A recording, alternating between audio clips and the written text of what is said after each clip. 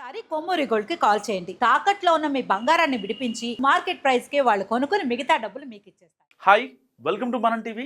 మనం టీవీ ఉన్నది మన కోసం. నేను మీ జర్నలిస్ట్ మనోజ్. 2022 మే నుంచి 2023 మార్చి వరకు అదే తంతు. ఏంటా తంతు? శ్రీశైలంలో కూడా కల్తీ నెయ్యి కలిసింది.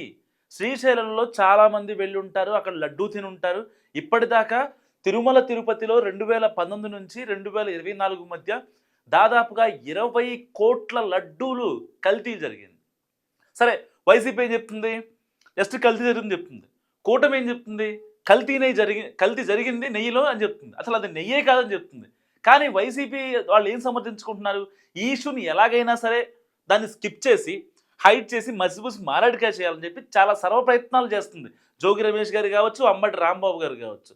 సో ఇలాంటి ఎపిసోడ్లు మనం చూస్తూనే ఉన్నాం. 2 రోజుల నుంచి ఏపీ అట్టుడికి పోతుంది. సో ఇలాంటి నేపథ్యంలో ఇప్పుడు సిట్ ఒక కొత్త నివేదికనిచ్చింది. దీంట్లో 2022 మే నుంచి 2023 మార్చి వరకు అదే తంతు. సో తిరుపతికి చెందిన రాజేష్ కార్పొరేషన్కు ఈ కాంట్రాక్ట్ ఇచ్చారు.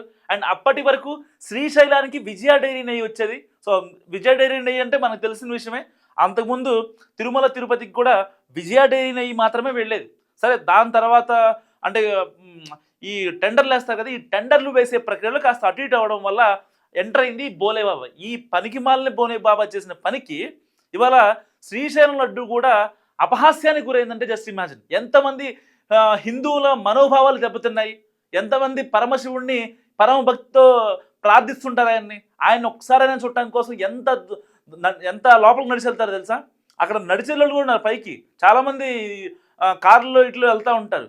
ఒకవేళ మొక్కుంటే శ్రీశైలం కొండపైకి కూడా నడిచిన వాళ్ళు చాలా ఉన్నారు. అలాంటి తిరుమల తిరుపతికి ఎలా వెళ్తారో శ్రీశైలం కూడా అలా వెళ్తారు. అలాంటి ఒక పుణ్యక్షేత్రాన్ని కూడా వైసీపీ హయాంలో ఈ బోలేబాబా కంపెనీ పంపించిన నెయ్యి కాని నెయ్యితో లడ్డూలు తయారు చేసి ఈ శ్రీశైలాన్ని కూడా ఇచ్చేసారనమాట. వీళ్ళని ఏ కర్రతో కొట్టాలి చెప్పండి? సో టీటీడీ వ్యవహారంలోనే దీన్ని గుర్తించింది సిట్. సో వైసీపీ హయాంలో తిరుమలతో పాటు శ్రీశైలంలోని భ్రమరాంబ మల్లికార్జున స్వామి దేవస్థానానికి కల్తీ నెయ్యి సరఫరా జరిగినట్టు వెల్లడైంది. సో టీటీడీకి కల్తీ నెయ్యి వ్యవహారంపై దర్యాప్తు చేసిన సిట్ మల్లన్న దేవాలయానికి కల్తీ నెయ్యి సరఫరా జరిగిందని గుర్తించారట. సో ఏ టెన్యూర్లో 2022 మే నుంచి 2023 మార్చి వరకు 11 నెలల పాటు కల్తీ నెయ్యి పంపారు. సో ఎప్పుడు వీళ్ళు విజయ డైరీ నుంచే నెయ్యి కొనేవాళ్ళు. అండ్ దాని తర్వాత ఆ 11 నెలలు మాత్రం తిరుపతికి చెందిన రాజేష్ కార్పొరేషన్ నుంచి 3,25,064 కిలోల నెయ్యి కొనుగోలు చేసింది శ్రీశైలం దేవస్థానం. సో దీనికి సంబంధించి 15.8 కోట్లు వాళ్ళు చెల్లించినట్టు పరిస్థితి. సో ఏదేమైనా అంటే అసలు ఈ బోలేబాబాని ఎందుకు నమ్మారు నాకు ఇప్పటికీ అర్థం కాదు. ఆ బోలేబాబాని వాడికి పంపించిన 250 కోట్లు ఏవైతే ఉన్నాయో, ఈ 20 కోట్ల లడ్డూలు తయారు చేయడానికి పంపించిన 250 కోట్లని హైడ్ చేయడం కోసం ఇప్పుడు వైసీపీ పనికిమాలిన డ్రామా ఆడుతుంది. అసలు ఎంతకి తెగిచ్చారంటే వైసీపీ నేతలు మహాపాపం అని చెప్పి కేవలం అక్కడ పెట్టినందుకు అంబటి రాంబాబు వెళ్ళి అక్కడ హడావుడి చేయడం. సరే, నువ్వు ఒక మాజీ ఎమ్మెల్యేవి, ఒక వకాలత్వి, లేకపోతే నువ్వు ఒక మాజీ మినిస్టర్వి, మరి ఇన్ని పదవులు పట్టుకున్నావు కదా, నీకు తెలీదా ఎవరిని పడితే ఏం మాటలు? మళ్ళీ ఏమంటాడు? నేను చంద్రబాబు నాయుడు గారిని కాదంటే ఒక మహిళని అంటాడు. అంటే ఒక మాజీ ఎమ్మెల్యేగా, మాజీ మంత్రిగా, ఒక లాయర్గా నువ్వు మహిళని అంటావా? అంటే ఎలాగైనా సరే అరెస్ట్ చేయాలనే ఉద్దేశంతో అక్కడ ఒక పొలిటికల్ డ్రామా క్రియేట్ అవ్వాలి. అప్పటికప్పుడు అరెస్ట్ చేయాలంటే చంద్రబాబు నాయుడు గారు అన్నారంటే సరే ఊకుంటారు. ఇంతకుముందు ఒక గతంలో ఆయనే వ్యక్తిగతంగా హననం చేసే మాటలు చాలా మాట్లాడారు.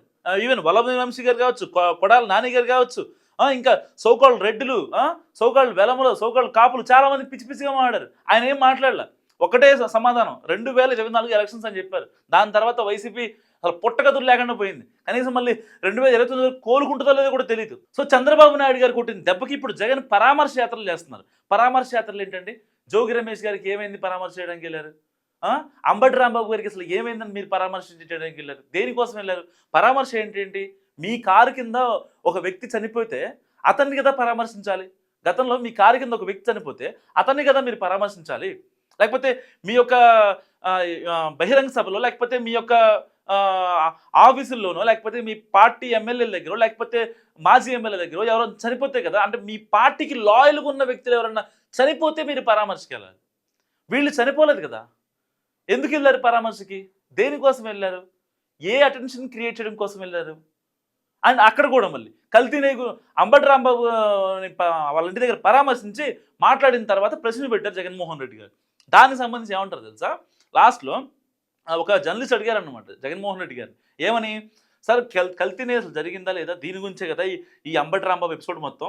ఆ మహాపాపం ఫ్లెక్సీ పెట్టినందుకు, దాన్ని తీయడానికి అంబటి రాంబాబు గారు వెళ్ళినందుకు, ఇదంతా దానివల్లే కదా మరి జరిగిన కాన్సిక్వెన్సీ మొత్తం. అసలు ఏంటి సార్ ఏం మాట్లాడతారంటే, ఒక చిన్న ప్రశ్న అడిగితే, నాకు గొంతు నొప్పి వస్తుందని జగన్మోహన్ రెడ్డి గారు పక్కకెళ్ళిపోయారు.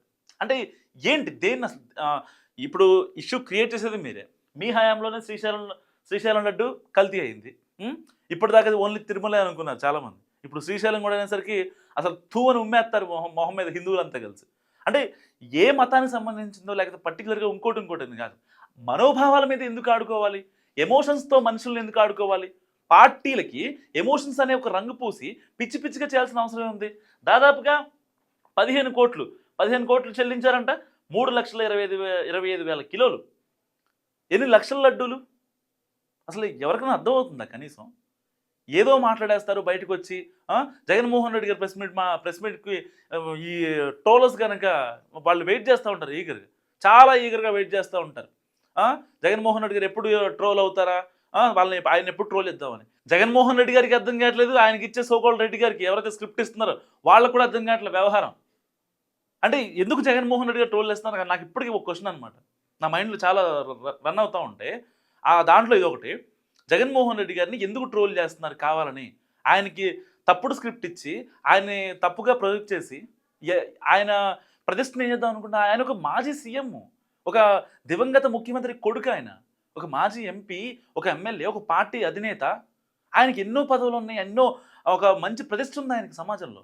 అలాంటి వ్యక్తిని ఎందుకు ఆయన క్యారెక్టర్ హననం చేస్తున్నారు ఈ సోకాల్డ్ వైసీపీ రెడ్లు? నాకు అర్థం కాని విషయం అది.